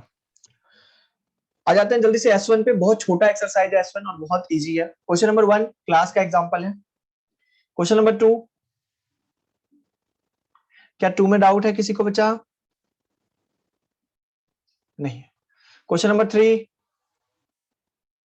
क्लास का एग्जांपल है, मोर और लेस बताया था। क्वेश्चन नंबर 4 क्लास का ही एग्जांपल है, थोड़ा सा चेंज करके बताया था। सर ये एफरवेसेंस मतलब? एफरवेसेंस का मतलब बच्चा CO2 के बबल्स अगर एक्वा सॉल्यूशन में, ठीक है। ओके। क्वेश्चन नंबर 5 NO2 में SIR लगेगा जबकि CN में SIR नहीं लगता है, ठीक है। तो ज्यादा एसिडिक कौन है बच्चा, फर्स्ट या सेकेंड? सेकेंड। क्यों? क्योंकि उधर NO2 का -M खत्म हो गया जबकि CN का यहाँ -M काम कर रहा है। क्वेश्चन नंबर 6 ब्रेड स्टूल, बिल्कुल सही सोचा आपने। Question number 7, question number 8 order देख लेना है, उसके बाद pKa से मैच कर देना है रिवर्स करके, एसिडिक ऑर्डर देखने के बाद। Question number 9, question number 10, sir PK हम फाइंड नहीं कर सकते क्या? नहीं pKa अभी फाइंड नहीं कर सकते हो, अभी आपने पढ़ा ही नहीं है, ठीक है। ओके। ठीक है, जो बच गया अच्छी चीज रखिए बच्चा, मैं बता दूंगा। क्वेश्चन नंबर 11,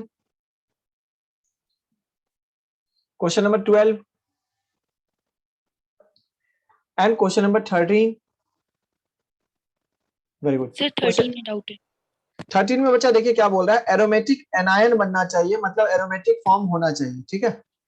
तो बताइए यहाँ पे क्या लोन पेयर आपको दिख रहा है क्या? ये वाला लोन पेयर है ना? Yes sir. ये बॉन्ड टूटेगा तो यहाँ पॉजिटिव आ जाएगा, ये बॉन्ड टूटेगा तो यहाँ पॉजिटिव आ जाएगा, ये बॉन्ड टूटेगा तो यहाँ पॉजिटिव आ जाएगा। कॉन्जुगेशन कंप्लीट आपको दिख रहा होगा। यस। लेकिन यहाँ पर अगर नेगेटिव आ जाए तो अपना काम हो जाएगा, 6 पाई इलेक्ट्रॉन हो जाएगा। अगर मैं यहाँ से हाइड्रोजन हटा दूं तो इस पे नेगेटिव आ जाएगा। क्या ये एरोमेटिक बन गया क्या? काउंट कीजिए electron, 2 yes sir. 4 6 5 6 6 pi electron, बिल्कुल। मुझे बताइए यहां से कहां से इलेक्ट्रॉन निकालूंगा ताकि 6 पाई इलेक्ट्रॉन बन जाए? क्या यहाँ से हाइड्रोजन निकाल दो? देखो यहाँ से, इस कार्बन से, है ना? Yes sir. अगर ये हाइड्रोजन निकाल दूंगा तो इस पे नेगेटिव आ जाएगा, तो negative lone pair sigma plus pi, कितने पाई इलेक्ट्रॉन दिख रहे हैं? 2 पाई 4 पाई। अच्छे से देखो, एक यस डबल सर, बॉन्ड भी तो 6 है। Pi electrons. Yes sir, double bond नहीं देखा। यहां से अगर निकाल दूं हाइड्रोजन, क्या ये भी बन जाएगा एरोमेटिक? देखो ये पॉजिटिव, यस सर। ये लोन पेयर, ये भी पॉजिटिव। इस तरह से बच्चा यहाँ पे कितने हो जाएंगे? 6 पाई इलेक्ट्रॉन। यहाँ पे भी अगर मैं यहाँ से एक हाइड्रोजन निकाल दूं तो नेगेटिव यहाँ पे आ जाएगा, तो क्या 6 पाई इलेक्ट्रॉन दिख रहा है? क्योंकि ये टूटेगा, क्वाजी एरोमेटिक है, तो यहाँ प्लस यहाँ माइनस, तो इस तरह से 6 पाई इलेक्ट्रॉन। मैं कहूंगा सब एरोमेटिक है बच्चा, ठीक है। यस। चलिए क्वेश्चन नंबर 13 14 अच्छा Yes, sir. क्वेश्चन था। 14 हो गया कि डाउट है? डाउट है डाउट सर। है सर। डाउट है। ध्यान से सुनिएगा, फिनॉल और कार्बोक्सिलिक एसिड और बेंजीन को मिक्सचर में रखा गया हेक्सेन सॉल्यूशन में, ठीक है। हेक्सेन सॉल्वेंट है बेसिकली। जब एक्वस NaCO3 डालेंगे तो कौन रिएक्ट करेगा बताइए? जो H2CO3 से ज्यादा एसिडिक होगा, कौन है? सर कार्बोक्सिलिक एसिड वाला। कार्बोक्सिलिक एसिड वाला करेगा बच्चा, या फिर मैं कहूं बेंजोइक एसिड जो दे रखा है वो करेगा। फिनॉल पीछे आता है, नहीं करेगा। तो बताइए बच्चा, ऑर्गेनिक लेयर में कौन कौन दिखेगा? बेंजीन दिखेगा और फिनॉल दिखेगा। फिनॉल दिखेगा। क्या क्लियर है क्या? यस। यहाँ पे क्या दिखेगा? चूंकि एसिड जा चुका है तो सॉल्ट बन जाएगा COO minus Na plus. Clear है? Yes sir. तो पूछा है कौन सा सॉल्ट A होगा, तो आंसर आ गया आपका B। ओके। चलिए अब आगे सर देखते हैं। 13 में पता कैसे चला हाइड्रोजन कहाँ से निकालना है? वो तो अपने आइडिया लगाना पड़ेगा आपको कि नेगेटिव चार्ज दिखे और कॉन्जुगेशन दिखे और 6 पाई इलेक्ट्रॉन एरोमेटिक आ जाएगा। वो तो मैं देख देख के निकाल रहा हूँ ना। हाँ, क्वेश्चन नंबर बच्चा यहाँ पे अगर देखें, इसमें बेंजीन और फिनॉल है, NaOH किससे रिएक्ट करेगा बच्चा? इससे या इससे? सिर्फ फिनॉल। NaOH जो है किससे करता है? जो वाटर से ज्यादा एसिडिक है। फिनॉल वाटर से ज्यादा एसिडिक होता है ना। तो ऑर्गेनिक लेयर में इस बार कौन दिखेगा? सिर्फ बेंजीन। और एक्वस लेयर में कौन दिखेगा?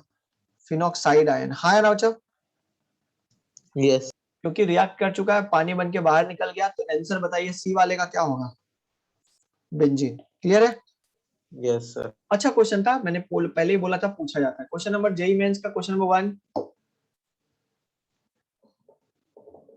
फॉर्मूला है पिक्रिक एसिड, आपको पता है इसमें से पिक्रिक एसिड कौन है। क्वेश्चन नंबर 2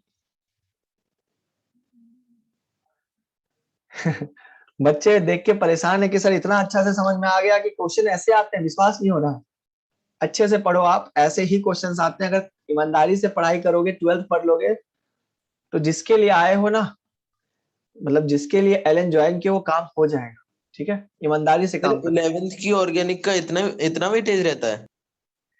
11th देखो बच्चा, ये इतना वेटेज, आप क्वेश्चंस देखो अच्छे से कि 2002 में कितने क्वेश्चन आए जीओसी पे? 2। लेकिन 2003 में कितने आए? 1 आए यहाँ से। Yes sir. तो पूरे, अगर मैं बात करूं 11th के ऑर्गेनिक का मुश्किल से 8 से 10% वेटेज है पेपर में, 7 से 8%। उसमें बहुत सारे चैप्टर आ जाते हैं, ऐसा नहीं है सिर्फ यही है, और भी है। तो बिल्कुल जीओसी इतना इंपॉर्टेंट चैप्टर है कि क्वेश्चंस भर भर के आते हैं। आप देखो कितने सारे क्वेश्चंस हैं, इससे आपको समझ में आ गया होगा। लेकिन आपने जब अभी मोल कंसेप्ट पढ़ा तो देखा होगा जेई एडवांस में कितने क्वेश्चंस थे? मात्र 3। कंसंट्रेशन में कितने थे? 3। तो उसके कंबाइंड क्वेश्चन आते हैं। ठीक है, कंबाइंड क्वेश्चन आते हैं। अब मैं जीओसी के सर इंडिपेंडेंट आते हैं? हाँ इंडिपेंडेंट आए हैं ना, देखो इंडिपेंडेंट भी आते हैं, कंबाइंड भी आते हैं। हमने यहाँ पे इंडिपेंडेंट वाले क्वेश्चन रखे हैं। मैं एक बात बताता हूँ, सुनो। जब क्वेश्चंस को हम अलग करके ले आते हैं ना कि जीओसी का क्वेश्चन है, तो आपके लिए आसान हो जाता है। अगर हम ये बोल दें कंबाइन करके यही क्वेश्चन मिला देना, तो आपको टफ हो जाएगा कि आप आइडेंटिफाई नहीं कर पाओगे कि कहाँ का है। यही चीज को झेलना है, यही चीज को समझना है कि अगर यही क्वेश्चन हमारे पेपर में आ जाए तो क्या हम सही कर पा रहे हैं। अगर वहां सही कर पा रहे हैं तो मान लीजिएगा कि आप चीजें सीख रहे हो, आप सही रास्ते पे हो। बस यही चैलेंज होता है बच्चा, और कुछ भी नहीं। चैप्टर के अलग अलग क्वेश्चन को करना बहादुरी है, लेकिन अब यही क्या होता है, बोल कंसेप्ट पूरा किया, कंसंट्रेशन पूरा किया, रेडॉक्स पूरा किया। जब पेपर में मिक्स्ड क्वेश्चन आता है तो पता ही नहीं चलता है सर ये क्वेश्चन किसका है, कैसे लगेगा। अगर ये चीज दिख रहा है, 100% अगर आप में कन्वर्जन रेट है, तो आप सही कर ले जाओगे, कोई प्रॉब्लम नहीं आएगी। बिल्कुल अभी आपको इजी इसलिए लग रहा है क्योंकि हम सेपरेट कर चुके हैं। भगवान की दुआ से इजी लगते रहे, ऐसे ही क्लास चलते रहे, तो आपको अच्छा लगेगा कि हाँ चीजें सर सीख रहे हैं तो हम कुछ कर सकते हैं। और यही जिस दिन डेवलप हो गया ना, उसके बाद की लड़ाई तो आप खुद लड़ लोगे, मेरा कोई काम नहीं। चलिए क्वेश्चन नंबर 3, 4, ये क्या हो सर गया? ये सेकंड वाले में ब्रॉन्स्टेड लिखा हुआ है, इसका क्या मतलब है? आपको ब्राउनस्टेड एसिड बेस थ्योरी नहीं पढ़ाई गई है क्या? Conjugate acid base theory? नहीं सर। एक सेकंड रुक जाओ, मैं स्क्रीन शेयर कर रहा हूँ। अच्छा हाँ मैं समझा देता हूँ, सुन लो। मैंने आपको कॉन्जुगेट वर्ड बताया था ना, है ना? Yes sir. तो जैसे मान लो NH3, यहाँ पे ब्राउनस्टेड क्या लिखा हुआ है? Acid and base.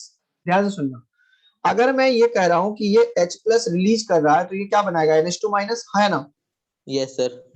तो अगर इसको आप एसिड बोल रहे हो ना, तो ये क्या बन जाएगा? Conjugate base. ठीक है, इसी को बोलते हैं ब्राउनस्टेड लॉरी एसिड बेस थ्योरी। मतलब इन्होंने, ये एक नाम है, जैसे अरेनियस थ्योरी होता है ना, अरेनियस थ्योरी होता है ना, अरेनियस थ्योरी नहीं पढ़ा? अरेनियस एसिड, अरेनियस बेस किसी नहीं पढ़ा? नहीं सर। अरेनियस एसिड वो एसिड होते हैं जो पानी में डालने पे H+ देते हैं।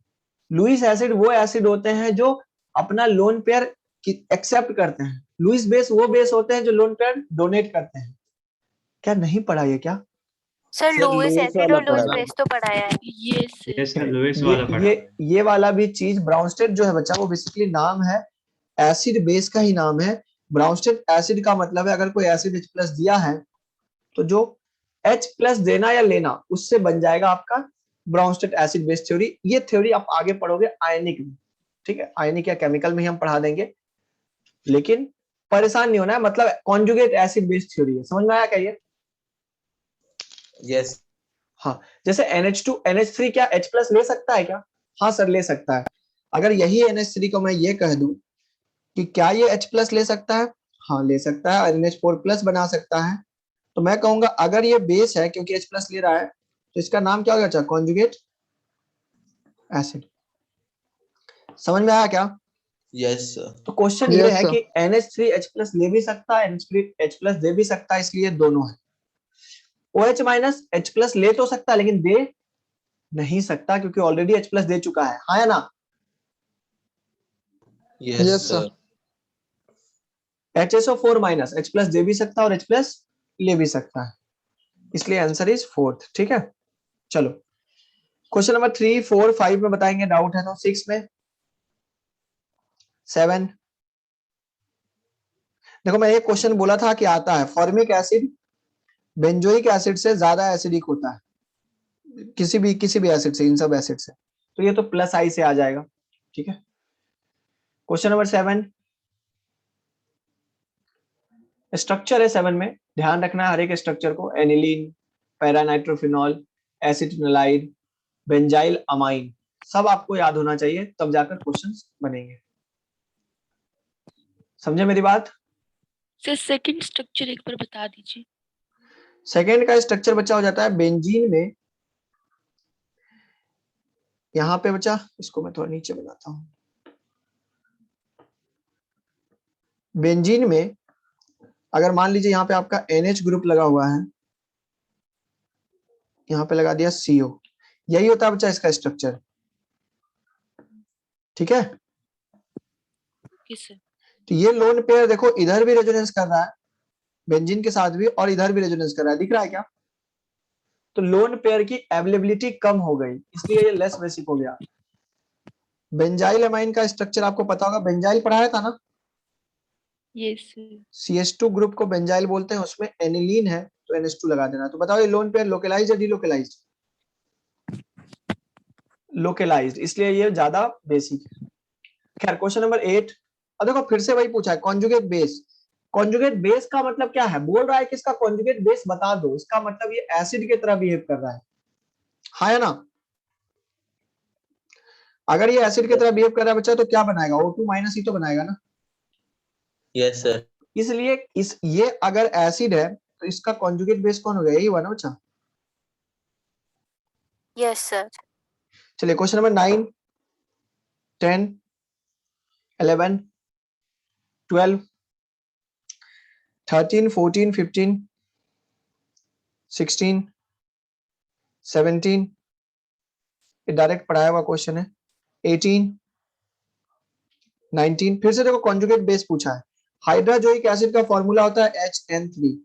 अगर ये एसिड की तरह बिहेव करेगा तभी तो इसका कॉन्जुगेट बेस बनेगा, तो answer is N3-1। Hydrazoic acid is HN3, याद रखना। क्वेश्चन नंबर 20 बता रखा है, 21, 22 IOC का क्वेश्चन है। 22, जितना ज्यादा ऑक्सीडेशन नंबर उतना ज्यादा उसकी एसिडिक स्ट्रेंथ, पढ़ा था आपने, acidic strength is directly proportional to oxidation number भी होता है, +5, +3, +1। तो ध्यान से देखो, ए अपना आंसर आ जाएगा। क्लियर है बच्चा? Yes, sir. Question number 23, 24, JEE advance, question number 1 to 5 में कोई डाउट है? जेई एडवांस तो और सस्ता क्वेश्चन है। 24 में डाउट है क्या? 24 बच्चा बोल रहा है इंक्रीजिंग ऑर्डर ऑफ बेसिसिटी। पहले तो लोन पेयर देखो कि लोकलाइज्ड या डीलोकलाइज्ड, जो जो लोन पेयर जरूरत है हम उसको लिख रहे हैं। ध्यान से देखो, ये लोकलाइज्ड है, ये लोन पेयर भी लोकलाइज्ड है, लेकिन कुछ है, कुछ याद आ रहा है वर्ड? बोलो। अगर रेजोनेंस से लोन पेयर वहां से आ रहा है, इसका मतलब ये लोन पेयर क्या हो गया? ये lone pair super localised, super localised. मैं जान के वर्ड बोलता हूं ताकि आप समझे, ठीक है? यहां पर और यहां पर दोनों में लोकलाइज्ड है, नो डाउट। पहले ये बताओ सबसे अच्छा बेस कौन हो जाएगा? सी ऑप्शन कौन कौन सा है? 1 और 3, 3 और 2 में, तो ये ऑप्शन तो गलत है, ये तो पक्का गलत है। अब अपने को क्या डिसाइड करना है? बस बाकी का ऑर्डर। क्या आप देख पा रहे हो बच्चा कि यहां पर ये नाइट्रोजन sp2 है, बाकी ये नाइट्रोजन sp3 है, ये भी नाइट्रोजन sp3 है। तो sp2 की बेसिसिटी ज्यादा होगी या कम होगी? बोलो। कम होगी। कम होगी, तो इसलिए बी सबसे कम खोजो, कहां किस ऑप्शन में दिख रहा है? सेकेंड आंसर आ चुका है। क्लियर है क्या? स्मार्टली चूज करना है आपको। मैंने सर आपको आंसर पे रुक जाना चाहिए या फिर सारे ऑप्शन सॉल्व करके देखने चाहिए? देखो, अगर जेईई मेंस के क्वेश्चन है तो आंसर तक रुक जाइए, ठीक है? सर अभी हमारा जैसे आप होमवर्क देते हो तो उसमें नहीं, उसमें पूरा करना है। एग्जाम में जब ये प्रैक्टिस हो जाएगी ना, तो आपको अपने आप ये फील आने लगेगा कि ऑप्शन काट रहे हैं तो खत्म। क्लियर है क्या? एग्जाम में टाइम बचाना है ना, लेकिन वो तब टाइम बचेगा जब आपका प्रैक्टिस होगा। अभी आपने ये क्वेश्चन कर लिया, अगले क्लास में ये क्वेश्चन मिल जाए टेस्ट में तो आप तो फोड़ दोगे ना, बस वही कहानी है, ठीक है? चलिए, जेईई एडवांस में 1 2 3 4 5 सस्ते सवाल, 6 7 8। Yes yes sir sir, doubt है। अच्छा, NaNH2 क्या होता था? बेस होता था, कल पढ़ा था ना? यस एसिड से रिएक्ट करता था और क्या बनाता था? NH3 प्लस कुछ और सॉल्ट, हाँ या ना? Yes sir. कितने मोल बेस है? 2 मोल्स। 2। तो इसका मतलब जिसकी एसिडिटी ज्यादा है पहले उसी से रिएक्ट करेगा। यस कौन कौन से ग्रुप है? COH ग्रुप है, फिनॉल है और sp हाइब्रिडाइज्ड कार्बन है। बताओ सबसे अच्छा एसिड कौन है? COOH। मैं कहूंगा सर ये कार्बन। पहला नंबर पे आ रहा है। तो पहले इसका कार्बन का हाइड्रोजन खाएगा, मतलब इस कार्बोक्सिलिक एसिड का हाइड्रोजन खाएगा, खा लिया। अब बच्चा दो चीज बचता है कि फिनॉल और sp कार्बन। तो sp तो पीछे है ना फिनॉल से। Yes sir. तो अब बताओ कि फिनॉल में कौन सा फिनॉल जीतेगा? अब ये क्वेश्चन बहुत सिंपल हो गया है कि फिनॉल में कौन सा फिनॉल जीतेगा।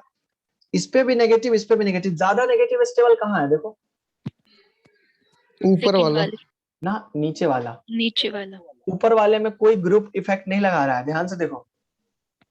जबकि नीचे वाले में क्या लग रहा है? -I लग रहा है, दिख रहा है क्या NO2 का? Yes sir. तो उसको Yes, स्टेबल sir. कर रहा है ना बच्चा। तो मुझे बताओ, पहला रिएक्शन COH के साथ होगा, दूसरा रिएक्शन किसके साथ होगा? फिनॉल के साथ। अपने पास कितना मोल है? 2 मोल। रिएक्शन यही रुक जाएगा। अगर 3 मोल होता तो कौन सा टारगेट होता?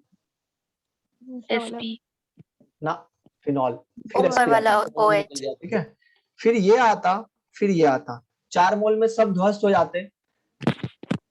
क्लियर है क्या बच्चा? और सर उसके बाद कुछ नहीं होता। उसके बाद क्या होता? 4 मोल में ध्वस्त होने के बाद अब क्या होता? आप डालते रहो, कुछ नहीं होगा, है ही नहीं एसिडिक साइट। चलिए, आंसर कौन सा आ जाएगा? सी। दिख रहा है क्या? Yes sir. चलिए, question number 9 10 11 12 13। Yes sir. Yes sir 13। 13 भी वही है बच्चा। अगर NaOH से रिएक्ट कर रहा है और NaSCO3 से रिएक्ट कर रहा है तो 2 कंपाउंड अलग अलग आ रहे हैं। यहाँ भी 2 कंपाउंड अलग अलग आ रहे हैं, मतलब सेपरेशन पॉसिबल है, हाँ या ना? मतलब क्वेश्चन सिंपल सा है कि NaOH और NaSCO3 दोनों से सेपरेट होना चाहिए। तो पहला वाला मुझे बताओ, ए वाला ऑप्शन, क्या ये NaOH से सेपरेट होगा क्या? पहले NaOH से रिएक्ट करेगा क्या? दोनों कर लेगा ना? Yes sir. तो पहला वाला आंसर नहीं होगा। दोनों कर लेता है ना NaOH से, क्योंकि ये फिनॉल है और ये कार्बोक्सिलिक एसिड है। बी वाले में बताओ, क्या बी वाला NaOH से पहले होगा? NaOH से देखो पहले, एक कार्बोक्सिलिक एसिड है और एक नॉर्मल अल्कोहल है, फिनॉल नहीं है सर। दिख रहा है क्या? Yes sir. Yes sir. क्योंकि बच्चा ये बेंजीन के ऊपर में एक CH2 लगा हुआ है, उस पे OH है, तो ये अल्कोहल है, तो ये रिएक्ट नहीं करेगा और कार्बोक्सिलिक एसिड रिएक्ट करेगा। NaOH से हो जाएगा, हाँ है ना? Yes sir. अब मुझे बताओ NaCO3 से होगा या नहीं होगा? सोचो। हो जाएगा। हो जाएगा, क्योंकि अल्कोहल तो पीछे है ना। किससे? Yes sir. वाटर से भी पीछे है, तो इसका मतलब H2CO3 से तो पीछे होगा ही होगा, मतलब आंसर इज बी। दूसरा ऑप्शन चेक कर लेते हैं, क्या ये अल्कोहल है? Yes sir. ये फिनॉल है, तो क्या ये NaOH से होगा? Yes sir. क्या NaCO3 से होगा? No sir. नहीं। तो बस खत्म, NaOH से होगा, क्योंकि एक ज्यादा एक कम H2O से। लेकिन अगर हम NaCO3 डाल देंगे तो ये नहीं होगा, मतलब सी आंसर नहीं हो सकता। डी में चेक करो बच्चा, क्या ये अल्कोहल है? हाँ। क्या ये कार्बोक्सिलिक एसिड है? हाँ। ऊपर वाला ही ऑप्शन तो हो गया बच्चा, देखो। Yes sir. तो ये दोनों से होगा, इसलिए ये भी आंसर आ जाए। कौन ज्यादा कौन कम, क्या क्लियर है बच्चा? समझ में आ रहा है? Yes sir. NaS से भी होगा और NaSCO3 से भी होगा। कहने का मतलब दोनों से कौन होगा? तो आंसर आ जाएगा बी और डी। चलिए next question number 14, 15 again structure या 14 में और कुछ है नहीं। Question number 15 and 16। Very good. Discussion बच्चा कंप्लीट हो चुका है। आई थिंक सारा एक्सरसाइज हमने कर लिया है, बहुत जल्दी कर लिया है और इजी था। जाते जाते आपको बस एक होमवर्क दे रहा हूं कि आइसोमेरिज्म के बाद नीचे आपको एक टॉपिक मिलेगा जिसका नाम है प्यूरिफिकेशन। 3 मतलब कितना, बहुत 20 पेज का चैप्टर है, 20 पेज भी नहीं है, आप देख सकते हैं। ठीक है, आपको बस ये जो पॉइंट्स है ये पढ़ के आना है। ठीक है, ये पढ़ के आना है। ये देखो मैं भी पढ़ता हूं, अंडरलाइन किया हुआ, इसका मतलब मैं पढ़ता हूं, ये समझो। अगर मैं पढ़ रहा हूं तो आपको भी पढ़ना पड़ेगा सीखने के लिए। अगर मैं नहीं पढ़ूंगा तो मैं भी भूल जाऊंगा चीजें, आपका तो बात बहुत दूर का है। तो पढ़ना पड़ेगा बच्चा आपको, ऐसे ही अंडरलाइन करके बहुत अच्छे तरीके से पढ़ के आप आइए। और इसको पढ़ने के बाद हम आते हैं तो आपको इसी नोट से कुछ इंपॉर्टेंट पॉइंट लिखा देंगे जो आपके एग्जाम के लिए इंपॉर्टेंट है। सर आप तो इम्पोर्टेंट चीजों को हाईलाइट कर लेते हो, तो हमें कैसे पता चलेगा क्या इम्पोर्टेंट है? आप पढ़ के आओ, आप पढ़ो ना, एक बार पढ़ो ना, दिमाग चलाओ, आप देखो आपको खुद पता चलने लगेगा। आप जितना हो सके, पॉसिबल हो सके, शॉर्ट नोट्स में बनाना हो तो बना लेना। अगर बना लोगे तो मुझे भेजना वेरीफाई करके, मैं हमारे लिए भी अच्छा हो जाएगा कि मैं आपके नोट्स को यूज करवाऊंगा दूसरे लोगों से, और आपके लिए भी अच्छा हो जाएगा कि आपने एक अच्छी चीजें तैयार की। दूसरी बात, इसमें कुछ चीजें हैं बच्चा, जैसे डिस्टिलेशन जो आपने पहले भी पढ़ा है। दूसरा है क्रोमेटोग्राफी। ठीक है, क्रोमेटोग्राफी अगेन इंपॉर्टेंट है काफी ज्यादा। ठीक है, हाँ पूरा चैप्टर पढ़ना है बिल्कुल। ये सारे पढ़ने के बाद आप डायरेक्ट पहुंच जाओगे बच्चा इन सब मेथड पे जो आपने पहले कर रखा है। हाँ, इसमें बीच में और भी बहुत सारी चीजें हैं, क्वालिटेटिव और क्वांटिटेटिव, जैसे test for halogen, test for sulphur, ये सब पढ़ के आना। मुझे पता है कि ये समझ में नहीं भी आएगा ना, तो जब आप पढ़ के आओगे तो जब मैं पढ़ाऊंगा तो बोलोगे हाँ सर ये सब तो पढ़ा था सर। जैसे फॉर एग्जाम्पल मैं कह रहा हूँ ड्यूमास, जल्दाल, ये सब आपने पढ़ा है। और देखो ये सब करने के बाद जब मैं तुम्हें पढ़ा दूंगा, दिवाली के नेक्स्ट वीक में मैं क्लास लूंगा, पढ़ा दूंगा, तो इसमें 50 क्वेश्चन है। एक चुटकी बजाते हुए आप 50 क्वेश्चन कर लोगे।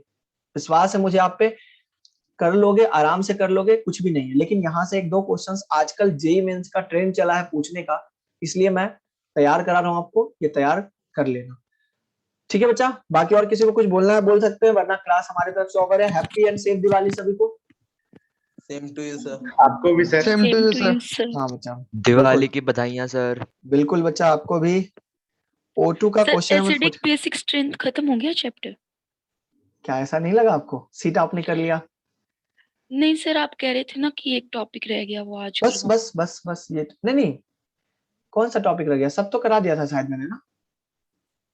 सर आपने बोला था कल 45 मिनट्स पढ़ेंगे। ये सर आपने ऐसे ही कहा था।